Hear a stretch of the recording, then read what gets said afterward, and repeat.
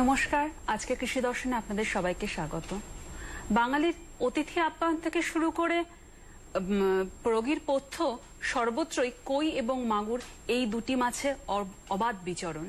কিন্তু তাই পশ্চিমবঙ্গের বাজারে এই দুটি গুরুত্বপূর্ণ জিওল মাছের বাজার দর এবং চাহিদা সবসময় পর্যাপ্ত।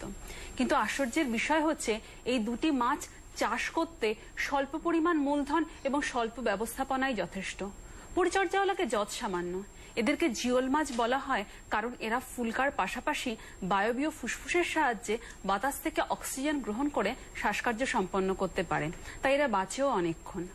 বর্ষাকালে মাঠে ঘাটে জমা জলে কই মাছকে হাঁটতে দেখা যায়, আর মাগুর মাছের আঁতুড়ঘর হচ্ছে জল ভরা ধানি জমি। তাই গ্রাম বাংলার মাছ চাষি ভাইরা, বিশেষত মা বোনেরা, তাদের দৈনন্দিন কাজকর্মের পাশাপাশি যদি কিছুটা সময় ব্যয় করতে পারেন কই ও মাগুর চাষের ক্ষেত্রে, তাদের স্বল্প পরিমাণ পুঁজি এবং স্বল্প পরিমাণ মূলধন, স্বল্প পরিমাণ ব্যবস্থাপনাকে কাজে লাগিয়ে সম্বল করেই তারা এগিয়ে আসতে পারেন কই ও মাগুর চাষের জন্য। তাতে যে শুধুমাত্র তাদের প্রোটিনের যোগান বাড়বে বা আর্থিক সচ্ছলতা বাড়বে তা নয়, সঙ্গে বাড়বে স্বনির্ভর কর্মসংস্থান। শুধু দরকার পর্যাপ্ত জলের যোগান। তাই আজ আমাদের কৃষি দর্শনের বিষয়বস্তু স্বনির্ভরতার লক্ষ্যে কই ও মাগুর চাষ।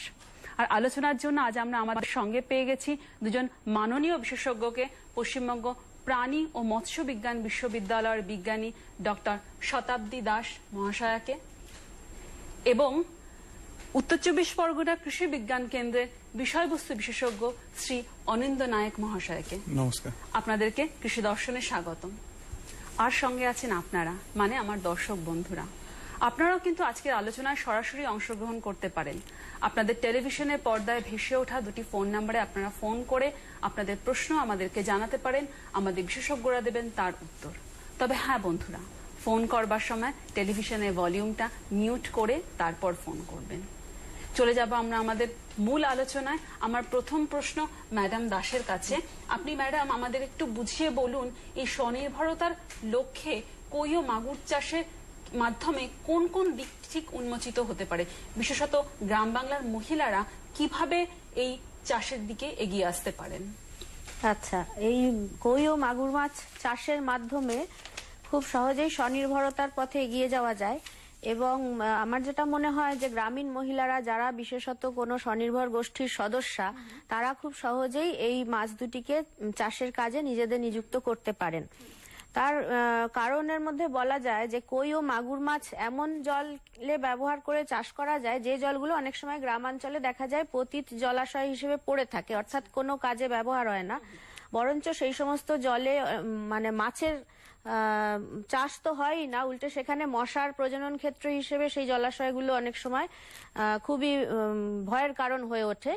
সেই কারণে সেই সমস্ত জলাশয়গুলোতে যদি এই দুটো জিওল মাছকে চাষ করা যায়, তাহলে একদিকে যেরকম এই পড়ে থাকা জলাশয়গুলোরও সঠিক ব্যবহার হবে এবং একই সঙ্গে এই দুটো মাছ চাষের মাধ্যমে মহিলারা কিছুটা স্বনির্ভর হতে পারবেন, কিছুটা উপার্জন তারা বাড়াতে পারবেন। এবং স্বনির্ভর গোষ্ঠীর মহিলারা অন্যান্য পেশা যা কিছুই ওনারা করছেন সেটার সঙ্গে সঙ্গেও কিন্তু এই মাছ দুটো চাষ করতে পারবেন। তার কারণ হচ্ছে এই মাছের পরিচর্যাটা সাধারণত অন্যান্য মাছ অর্থাৎ পোনা মাছ বা চিংড়ি চাষের ক্ষেত্রে পরিচর্যা যতটা দরকার হয়, এই মাছগুলোর ক্ষেত্রে কিন্তু ততটা পরিচর্যা করার দরকার হয় না। অনেক কম সময় দিয়ে বা কম পরিশ্রম দিয়েই তারা এগুলো করতে পারবেন। তো সেই কারণেই মনে হয় যে মহিলাদের পক্ষে এই মাছ দুটি চাষ করাটা অনেকটা সুবিধাজনক হতে পারে। ধন্যবাদ। জেনে নিলাম স্বনির্ভরতার লক্ষ্যে কি করে কই ও মাগুর চাষের মাধ্যমে কোন কোন দিকটি উন্মোচিত হতে পারে। আমি চলে যাব অনিন্দ বাবুর কাছে। আপনার কাছে আমার প্রশ্ন, আপনি যদি আমাদেরকে একটু বুঝিয়ে বলেন এই কই ও মাগুর চাষের জন্য কিভাবে পুকুর তৈরি এবং তার পরিচর্যা সম্ভব এবং মাছের চারা কি করে মজুতকরণ সম্ভব এবং তার পরিচর্যা সম্পর্কে। হ্যাঁ, একটু আগে ম্যাডাম বললেন যে মহিলারা একসঙ্গে মিলে চাষ করতে পারেন। তো প্রথমেই এই মাছগুলো যেহেতু জিওল মাছ, তাই এই মাছগুলো যে কোনো শুকিয়ে যাওয়া পুকুর বা সারা বছর জল থাকে না, যেগুলো ছোট এঁদো পুকুর বাড়ির পাশাপাশি থাকে, ছোট পুকুর, সেই সব পুকুরগুলোতে এগুলো চাষ করা সম্ভব। এবং তার সঙ্গে সঙ্গে যেই সব পুকুরে পাট পচানো হয়, কারণ গ্রাম বাংলার দিকে আমাদের অনেক পুকুরে পাট পচানো হয়, সেই পাট পচানো পুকুরেও এই মাছগুলো চাষ করা সম্ভব। আচ্ছা আচ্ছা তো প্রথম ক্ষেত্রেই যে পুকুরটা নির্বাচন হবে, পুকুরটা কখনোই এরকম 1 বিঘা 4 বিঘা এরকম সাইজের যেন পুকুর না হয়। সেক্ষেত্রে সবসময় যেন ছোট পুকুর, অর্থাৎ 2 কাঠা 5 কাঠা 10 কাঠা 15 কাঠা এইরকম সাইজের যদি পুকুর হয়, তাহলে সেক্ষেত্রে মহিলারাও অপারেট করতে পারবে নিজেদের কাজের ফাঁকে, এবং তার সঙ্গে সঙ্গে যদি যারা বেকার যুবক যুবতীরা আছে তারাও যদি চাষ করতে চান তাহলে তারাও আচ্ছা, চাষ করতে পারবে। এবং প্রথমেই হচ্ছে যে কোনো মাছ চাষের ক্ষেত্রে প্রথমেই যেটা করণীয়, যে চারিদিক পুকুরের পাড়টা ভালো মতো করে পরিষ্কার পরিচ্ছন্ন করে নেওয়া, যাতে পাড়ে কোনো বড় গাছপালা না থাকে, সূর্যের আলো যাতে ভালো মতো প্রবেশ করতে পারে, এবং যাতে জল শুকিয়ে গেছে পুকুরটা ভালো করে শুকিয়ে নেওয়া যায়। এবং পুকুরের পাড়, কারণ এই মাছগুলোর একটা প্রাকৃতিক বৈশিষ্ট্য আছে যে এরা যখন বর্ষা হবে, বর্ষার জল পেলে এরা কিন্তু উপর দিকে উঠে চলে যেতে পারে। তাই সেই জন্য পুকুরের পাড়টা খুব ভালো মতো উঁচু করতে হবে, এবং পুকুরের পাড়ের ঢালটা যেন একটু খাড়াটে হয়, যাতে মাছগুলো উঠতে না পারে। এবং সেক্ষেত্রে যারা ব্যবসায়িক ভাবে চাষ করবেন তারা সেক্ষেত্রে যদি একটু পলিথিনও দিয়ে দেন তাহলে খুব ভালো হয়। এবং পুকুরের চারিপাশটা ভালো করে মশারির নেট দিয়ে ঘিরে দিয়ে, এবং তার উপরে সরু সরু সুতো, মনোফিলামেন্টের যে সুতোগুলো আছে সেই সুতোগুলো যদি দিয়ে দেন, তাহলে পাখি টাকি উপরে বসবে না, পাখির পায়খানা পড়বে না, বা পাখি কখনো মাছগুলো তুলে নিয়ে যাবে না। এবং দেখতে হবে পুকুরে যেন কোনো রকম সাপ বা ব্যাঙ এইসব জাতীয় কোনো প্রাণী যাতে না থাকে। তো এইরকম ভাবে পুকুরটা নির্বাচন করা উচিত। এর পুকুর নির্বাচন করার পরেই হচ্ছে যে পুকুরটাকে আমরা রেডি করতে হবে এই মাছটা চাষের জন্য। যেহেতু এই মাছগুলো রাক্ষসে মাছ, অর্থাৎ কার্নিভোরাস ফিশ, তাই এদের প্রোটিন কন্টেন্ট খুব বেশি দরকার হয়। তাই জন্য পুকুরটা এমন ভাবে তৈরি করা উচিত যাতে মাছের খাবার, সুষম খাবার যেন প্রথমেই তৈরি থাকে। তো সেক্ষেত্রে পুকুর তৈরির সময় যদি পাঁক থেকে থাকে পুকুরের তলায়, তাহলে পাঁক তুলে দিন। পাঁক তুলে দিয়ে পুকুরকে ভালো মতো করে রোদে শুকিয়ে, এবং তাতে অল্প পরিমাণ জল ঢুকে 6 ইঞ্চি মতো জল যদি ঢোকানো যায় সেরকম জল ঢুকিয়ে তাতে চুন দিয়ে দিন। এবং চুন বিঘা প্রতি 30 থেকে 40 কেজি। কিন্তু আমরা সবসময় যেন বলবো যে চাষিরা যেন মাটিটা একটু পরীক্ষা করেন। তার সত্ত্বেও মোটামুটি 1 বিঘার পুকুর যদি সাইজে নেওয়া যায়, তাহলে সেক্ষেত্রে 30 থেকে 40 কেজি চুন ভালো করে জলে গুলে নিয়ে পুকুরে দিয়ে দেওয়া। এবং তারপরেই একটু জাল দিয়ে, জালের সঙ্গে যাতে ইট একটু বেঁধে বা চেন দিয়ে যদি একটু টেনে দেওয়া যায়, তাহলে খুব ভালো হয়। নিচের সঙ্গে ভালো করে সমসত্বভাবে মিশে যাবে চুনটা। এবং তারপরেই হচ্ছে যে পুকুরে যখন চুন দেওয়া হয়ে গেল, চুন দেওয়ার ঠিক 7 দিন পর একটু কাঁচা গোবর দিতে হবে। এবং সেই কাঁচা গোবরটা পুকুরে বিঘা প্রতি 1000 থেকে 1500 কেজি এরকম যদি কাঁচা গোবর দেওয়া হয়, কাঁচা গোবর দিলেই প্রাণীকণা তৈরি হবে। সেই প্রাণীকণাটা, অর্থাৎ প্রাণীকণার মধ্যে ডাফনিয়া ময়না থাকবে, যেগুলো খেয়ে এই মাছগুলো বেঁচে থাকবে, এবং তার প্রাথমিক খাবার তৈরি হবে। এইরকম যদি খাবার গোবর সার, মানে জৈব সার দিয়ে তারপরে জল ঢোকানো, জল পুরো একবারে 3 ফুট থেকে 4 ফুটের বেশি যেন জল না ঢোকানো হয়। কারণ যত বেশি জল হবে তত মাছে পালিয়ে যাওয়ার প্রবণতা থাকবে, এবং মাছ বেশ কম বাড়বে। তাই জল ঢুকিয়ে নিয়ে 3 থেকে 4 ফিটের জল ঢুকিয়ে নিয়ে তারপরে তার ঠিক 7 দিন পরে মাছ ছাড়ার জন্য রেডি করতে হবে, যে হ্যাঁ আমরা মাছ ছাড়বো। এইবার ঘটনা হচ্ছে যে আমরা চারাটা নির্বাচন, যে কত পরিমাণ চারা ছাড়বো, কত পরিমাণ চারা নির্বাচন করতে হবে। প্রথমেই মাগুর মাছের ক্ষেত্রে আমি বলি, দেশি মাগুর মাছ আমরা চাষ করবো। তো তাই দেশি মাগুর মাছ চাষের ক্ষেত্রে চাষি ভাইদের অনেকেরই একটা সমস্যা থাকে যে আমরা মাগুর মাছটা সঠিক চিনতে পারি না, বা কোনটা দেশি কোনটা বিদেশি এই একটা ধারণা থেকে থাকে। তাই সাধারণত ছোট অবস্থায় চেনা যায় না। আমি এখানে একটা ছবি দিয়েছি, যেটা দেশি মাগুর মাছের চারার ছবি, একটু দেখাচ্ছি। তো এই দেশি মাগুর মাছের চারাগুলো যখনই আমরা পুকুরে চারা নির্বাচন করবো, সেটা কই এবং মাগুর এই দুটো মাছের ক্ষেত্রেই যে চারাটার দৈর্ঘ্য যেন 2 ইঞ্চি থেকে একটু যেন বেশি হয়, এরকম চারা নির্বাচন করা বলে। এবং সব চারার দৈর্ঘ্য যেন সমান থাকে, কখনো যেন ছোট বড় না হয়। দ্বিতীয়ত হচ্ছে কই মাগুর মাছের চারার ক্ষেত্রে যেগুলো বিদেশি চারা, সেগুলো দেখবেন যে একটু ধূসর রঙের হবে, এবং তার পেটের দিকটা সাদা রঙের হবে। আর যেগুলো আমাদের দেশীয় চারা, অর্থাৎ দেশি মাগুর যেগুলো, সেগুলো দেখবেন একটু কালচে হলদেটে টাইপের হবে, এবং তার পেটের দিকটা একটু হলদেটে কালার থাকবে।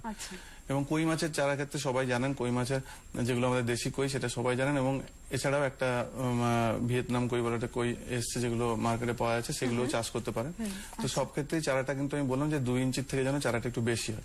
এবং চারাটা যখন আমি পুকুরে ছাড়বো, সেই সময় চারাটাকে একটু শোধন করে নেওয়া ভালো, যাতে কোনো রকম রোগ তার মধ্যে থেকে না চলে যায়। তার জন্য যদি কই মাছের চারাগুলোকে একটু ফরমালিন, অর্থাৎ 1 লিটার জলে 2 থেকে 4 ড্রপ ফরমালিন দিয়ে তার মধ্যে 10 থেকে 15 মিনিট ডুবিয়ে চারাটাকে ছাড়া উচিত। আর কই মাগুর মাছের ক্ষেত্রে চারাগুলোকে ছাড়ার সময় একটু 1 লিটার জলে মোটামুটি 2 থেকে 3 চিমটে পটাশিয়াম পারম্যাঙ্গনেট জল করে নিয়ে তাতে 2-3 মিনিট চুবিয়ে নিয়ে তারপরে পুকুরে ছাড়া উচিত। এবং প্রতি ক্ষেত্রেই আমরা কিন্তু চারা ছাড়বো যে বিঘা প্রতি 6 থেকে 7,000 পিস, বিঘা প্রতি 6 থেকে 7,000 পিস। এর থেকে যদি ছোট চারা কোনো চাষি ভাইরা আনেন, অর্থাৎ বাজারে দেখবেন 5,000 লাইনের চারা, 4,000 লাইনের চারা পাওয়া যাচ্ছে, তাহলে সেক্ষেত্রে আগে কোনো একটা হাপা তৈরি করে নিয়ে, আমি এখানে একটা ছবি দেখাচ্ছি যে কেমন করে হাপাটা তৈরি করে নিতে হবে।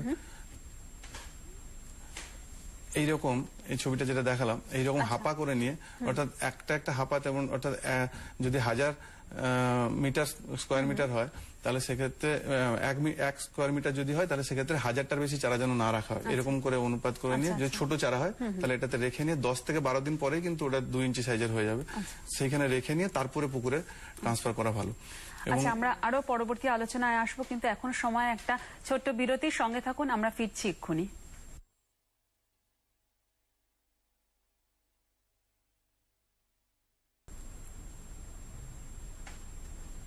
ফিরে এলাম বিরতির পর। আমাদের আজকে কৃষি দর্শনের বিষয়বস্তু স্বনির্ভরতার লক্ষ্যে কই ও মাগুর চাষ। আমরা এতক্ষণ অনিন্দ্যবাবুর থেকে জেনে নিয়েছি পুকুর তৈরি, চারা মজুতকরণ এবং তার পরিচর্যা।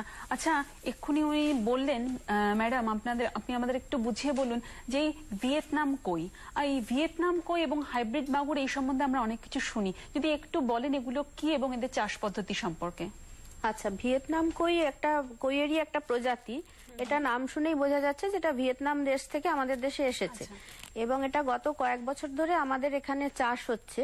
এই কইটার যে বৃদ্ধির হারটা, সেটা আমাদের যে দেশি কই তার থেকে বৃদ্ধির হারটা এদের অনেক দ্রুত আর কি, অনেক তাড়াতাড়ি এরা বেড়ে ওঠে।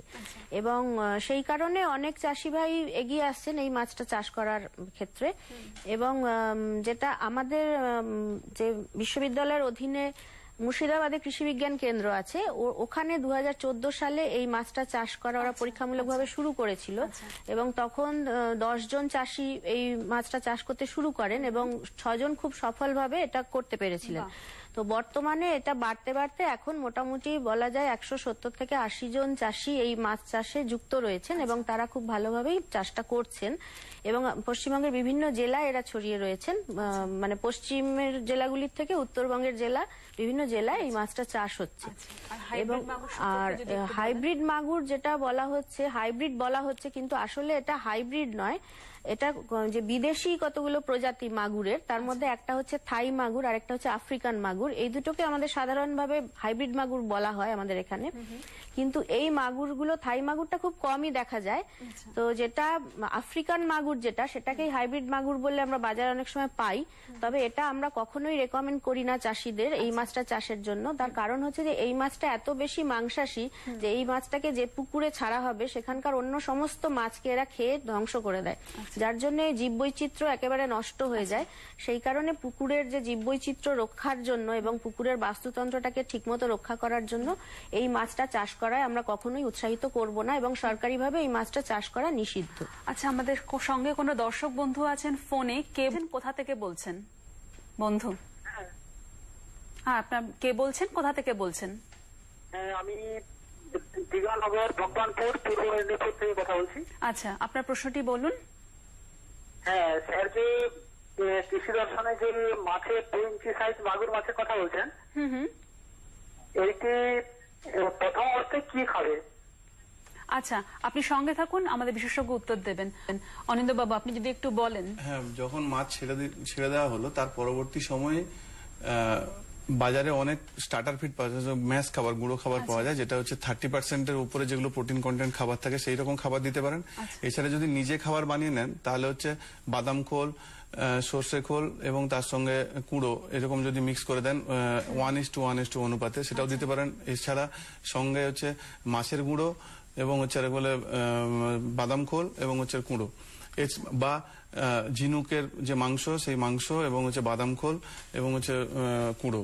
বা এছাড়াও দিতে পারেন যে যেসব জায়গায় রেশম কিট পাওয়া যায়, রেশমের যেগুলো পলু যেগুলো পাওয়া যায় তার গুঁড়ো, তার সঙ্গে বাদাম খোল এবং হচ্ছে আর বলে কুঁড়ো এরকম মিশিয়ে সমান পরিমাণে মিশিয়ে মানে 1 কেজি যদি খাবার তৈরি করেন মানে 330 গ্রাম 330 গ্রাম 330 গ্রাম করে প্রত্যেকটা ভালো করে মিশিয়ে মন্ড বানিয়ে মানে জল দিয়ে মিশিয়ে একটু মন্ড হলো ছোট ছোট মন্ড বানিয়ে একটু ঝুড়ি করে নিয়ে যদি এর করে পুকুরের 3-4 জায়গায় যদি দেন তাহলে খাবার দেওয়াটা খুব ভালো হবে এবং চাষি ভাইরা মানে বুঝতে পারবে যে খাবার কতটা খেয়েছে। আশা করি দর্শক বন্ধু আপনি আপনার উত্তর পেয়ে গেছেন।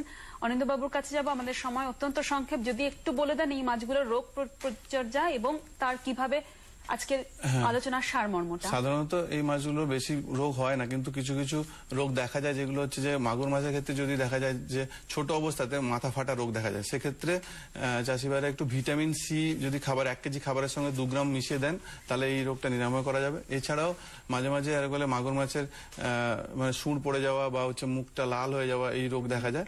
তাতে মোটামুটি 1 কেজি যদি খাবার দেন তাতে 100 মিলিগ্রাম টেরামাইসিন গুলে যদি দেওয়া হয় কন্টিনিউয়াস 7 দিন যদি দেওয়া হয় তাহলে এই রোগটা চলে যায়।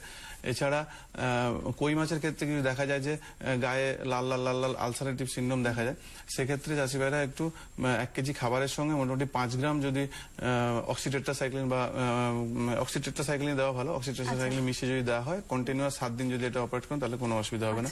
এছাড়া একটু খালি করে নেওয়া যে ঠিক শীতকাল যখন আসছে সেই সময় পুকুরে মোটামুটি 1 বিঘা পুকুরে মোটামুটি 7-8 কেজি লবণ এবং তার সঙ্গে কিছু জিওলাইট যদি 3-4 কেজি মিশিয়ে একটু দেওয়া হয় তাহলে এই রোগগুলো সাধারণত আসবে। আচ্ছা, আমরা কি কোনো সরকারি স্কিম পেতে পারি মহিলারা একদম সংক্ষেপে? হ্যাঁ, সরকারি স্কিম মোটামুটি আমাদের রাজ্য সরকারের মৎস্য দপ্তরে এফএফডি এর কিছু সরকারি স্কিম আছে। এছাড়াও হচ্ছে এডিএফ অফিসে মানে প্রতিটা ব্লকের যে ফিশারি এক্সটেনশন অফিসার ওখানে গেলে এই মাগুর মাছের চাষ দিয়ে কিন্তু ওনারা ওখানে মাছের বীজও দেন, মানে মাছের সিডও দেন, তার সঙ্গে খাবার চুন এসবও দেন, এগুলো নেওয়া যেতে পারে। এছাড়া বিভিন্ন কৃষি বিজ্ঞান কেন্দ্র জেলাতে যেগুলো আছে সেগুলোতে যোগাযোগ করলে তাদেরও বিভিন্ন রকম এই ইন্ডিজেনাস ফিশের উপরে কার্যক্রম থাকে, সেক্ষেত্রেও তারা হেল্প পেতে পারে। আমরা অনুষ্ঠানের একদম শেষ পর্যায়ে চলে এসেছি। অসংখ্য ধন্যবাদ আমাদের দুজন মাননীয় বিশেষজ্ঞকে তাদের গুরুত্বপূর্ণ সময় ও মূল্যবান মতামত আমাদেরকে দেওয়ার জন্য। আশা করি আমাদের গ্রাম বাংলার মাছ চাষী ভাইরা, বিশেষত মহিলারা, তারা কই এবং মাগুর চাষ করতে এগিয়ে আসবেন তাদের এবং স্বনির্ভরতার লক্ষ্যে তাদের আর্থ সামাজিক উন্নয়নের জন্য। যেতে যেতে আমাদের ঠিকানা কৃষি দর্শন, প্রযত্নে কেন্দ্র অধিকর্তা, দূরদর্শন কেন্দ্র, 18/3, উদয়শঙ্কর সরণি, গলফ গ্রিন, কলকাতা 95। আপনাদের মতামত আমাদের চিঠি লিখে জানান এই ঠিকানায়, অথবা আপনারা আমাদের ইমেল করতে পারেন সরাসরি। আমাদের ইমেল আইডি krishi_kolkata@rediffmail.com। এছাড়া কৃষক বন্ধুদের জন্য রয়েছে আমাদের 24 ঘন্টার চ্যানেল ডিডি কিষান। ডিডি কিষানের ইমেল আইডিটা আপনারা নোট করে নিতে পারেন, dd.kisan.kolkata@gmail.com। কৃষি দর্শন এ পর্যন্তই। ভালো থাকবেন, শুভরাত্রি।